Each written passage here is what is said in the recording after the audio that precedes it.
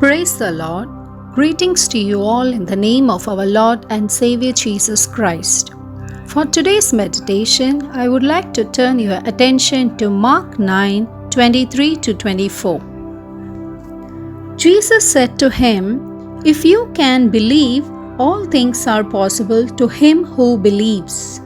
Immediately, the father of the child cried out and said with tears, "Lord, I believe, help my unbelief." To understand this verse even more better, let me explain the background of the story. We find a father brings a son who has a mute spirit to the disciples in order to heal him. Unfortunately, the disciples couldn't heal him or cast out the mute spirit. Hence, the father brings his son to Jesus and narrates what had happened. Jesus replies to his disciples, "O faithless generation, how long shall I be with you? How long shall I bear with you?" When Jesus saw the boy, immediately the spirit convulsed him and he fell on the ground, foaming at the mouth. Now Jesus questions the father for how long has been happening to him, and father replies that from his childhood it's been happening. He also says that the boy has been thrown into the fire and into the water to destroy him. Finally, he asks to Jesus if he could have compassion on them and to help them. This is the context where above verse has been addressed by Jesus to the Father. Mark 9:23 to 24. Jesus said to him, "If you can believe, all things are possible to him who believes." Immediately, the father of the child cried out and said with tears, "Lord, I believe, help my unbelief." Now, if you carefully analyze the question of the father and the reply given by Jesus, one could see that the father asks if you can do anything. Lord Jesus also answers in the same manner using if you can believe. The point what Jesus wants to convey the Father was that if he can believe, meaning if he has faith and trust on him, all things are possible. The fundamental of Christianity lies in faith. We are justified by faith. We are rightly placed over the years, great emphasis on the fact that we are justified by faith and not by works. God doesn't expect us to be righteous by our works. He expects us to become righteous by our faith and to trust in Him. Faith comes from hearing the scriptures. Before discussing the above verses, let's answer few questions. Today, let us analyze ourselves in this lockdown time. On whose faith are we passing the clouds? Are we focusing on the worldly perishable things or on our eternal God? How is the mindset of us in this lockdown? How is the relationship with our God? Are we close to our God? How is our spiritual maturity, prayer life? Has it increased in this lockdown? How is our fellowship with our God during this lockdown? My beloved brothers and sisters, I tell you today, if we are in the same level of our faith level, even after this lockdown, mind you, we have lost this golden opportunity of this lockdown to build our faith level. As after this lockdown, when we get back to our churches, we are going to encounter a great manifestations of the omnipresence God. What a wonderful God we serve. My dear brothers and sisters, I tell you today, often you might see the rugged roads and the peak mountains in your life, but always remember the mountains are not as steep as they always seems to be. So don't be discouraged or disappointed with the hurdles of daily life. We see various great men and women in Bible of having enormous faith upon the Lord. I hope this lockdown will not thrust you up. Just remember one thing, how big your problems are, just give it to God. He is not just the promise giver but also promise keeper. Some promises are conditional, meaning it depends upon your action too. As in the above verse of Mark 9:23, if you can believe, All things are possible to him who believes. Here, one has to believe first, then only all things are possible. Now, even in this lockdown period, we see the pain, but God sees the gain. This lockdown period has united family times. This lockdown period has increased our fellowship with God. It has avoided many mishaps from happening, example, road accidents, etc. So submit yourself to God, consult God for directions, consult God with the intention to submit yourself to Him. No destructive plague will touch you. Though the situation may change, God's word will sustain you. If you can't abide in days of prosperity, how will you have faith during your hard times? Do not forget who got you till here. Let the difficulty of this lockdown be in its way, but keep walking in faith as God will take care of the removal of your difficulty. Whatever may be of your problem, you must determine your focus upon God. Trust God to overcome your tribulations. The one who called you is faithful. The main problem is we all have the circumstantial faith. Let us look into the scripture for few people and how their faith was. When we look into the scriptures for one's faith, we come across many people starting from Old Testament to New Testament. Let's discuss few of them. The first person listed in the Hall of Faith is Abel. Hebrews 11:4 says, "By faith Abel offered to God a more excellent sacrifice than Cain." Abel's offering gave evidence that he was a righteous man and God showed his approval of his gifts.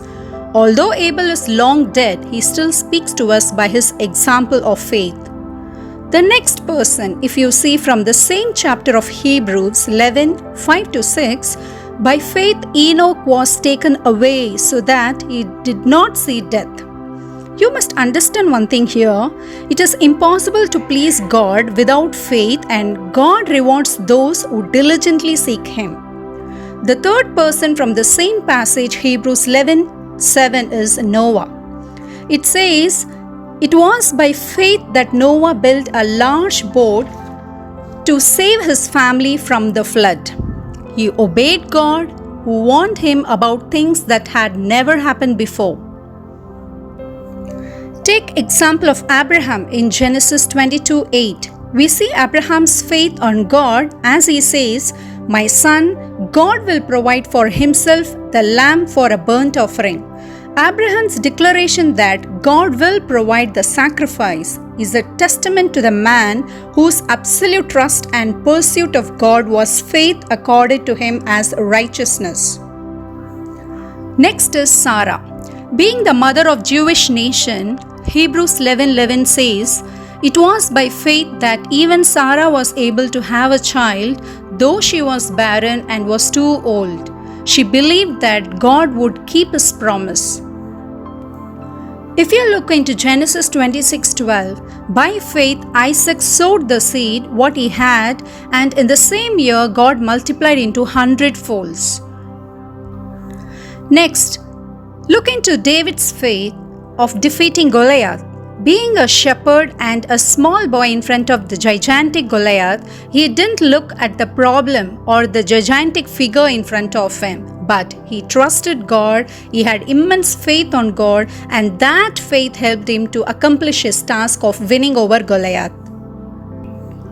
How was the faith of Daniel when he was thrown to a pit of lions for refusing to call the king a god? Daniel had unshakable faith upon God. In the same way, when we look into Esther's life, Esther remained a faithful woman of God, fasting and praying. It was her courage and faith upon God that she could save her own people. In the same way, from New Testament too, we see many figures as an example for their faith. Example, Peter. Even though Peter denied Jesus for 3 times, Peter stood firm and spent his life proclaiming Christ to the early church. We can add on so many people from Bible such as Paul, Stephen, Thomas, John, etc. in order to understand about their faith in God. In the New Testament Greek, the words for faith, trust and believe all come from the same root. Now, coming back to our verse, Mark chapter 9, verse from 23 onwards, if you see at the end, after casting out the mute demon, his disciples questioned Jesus why they couldn't cast out the demons. And the reply Jesus gave is very important. Let's read that verse, Mark 9:29. This kind can come out by nothing but prayer and fasting. Also in Matthew 17:21, the same verse has been repeated as of Mark 9:29, which says, however, this kind does not go out except by prayer and fasting. Even Jesus performed miracles. He taught his disciples a firm reliance on the Father, casting out demons only by prayer and by pointing out that the Father provides for the birds of the air and even for people whom He loves. We need to trust God in our prayers and not be undecided about whether God can do it or not. As Luke 17:6 also says, if you have faith as small as a mustard seed, you can say to this mulberry tree, be uprooted and planted in the sea, and it will obey you. Jesus often teaches disciples by citing suitable examples. Jesus chooses one of the tiniest seeds that they knew about to make the point that it is not the size of our faith that counts, but the size of the God we have faith in. Prayer and fasting are the twin cousin along with faith in order to accomplish a given task. Here we see that some of the disciples who were given power by Christ to drive out demons from the possessed were not able to drive out of the mute spirit. The reason behind this was the disciples lacked fasting and prayer. In order to perform extraordinary tasks beyond your will, three essential factors are required: faith, prayer, and fasting. These three act as swords and shields to protect or guard you after the possessed is freed. So this particular incident taught his disciples a lesson that without proper exercising of faith, prayer, and fasting, it is not possible to enter into the field with mere faith alone. Jesus walked with his disciples and showed them practically how to pray, fast, and have faith. In Matthew chapter 9, 14-18, we see how beautifully Jesus explains about fasting to his disciples of John. Jesus answers in one sentence, Christ's disciples will fast when Christ is taken away, that is, after he ascends to heaven. All believers are Christ's disciples, and Christ is not giving a suggestion but stating that his disciples will fast. Fasting helps to keep our soul, mind, and body sober and vigilant. Christ, as a full human being, fasted to fight the three temptations from Satan. Matthew 4, 1-11. Similarly, we use fasting along with prayer and faith to fight the attacks from the forces of evil. Like any soldier, we train to be ready for war and to anticipate coming attacks. Likewise, we need to be ready 24/7 to overcome our tribulations with the help of fasting, prayer, and faith. I hope this lockdown period is the suitable and perfect time to exercise these three elements in order to achieve great tasks by His name. Before I conclude, the take-home message tonight is the three important keywords: belief or faith, prayer, fasting. Let us all put into practice these three elements in our daily lives to overcome our shortcomings, tribulations, etc.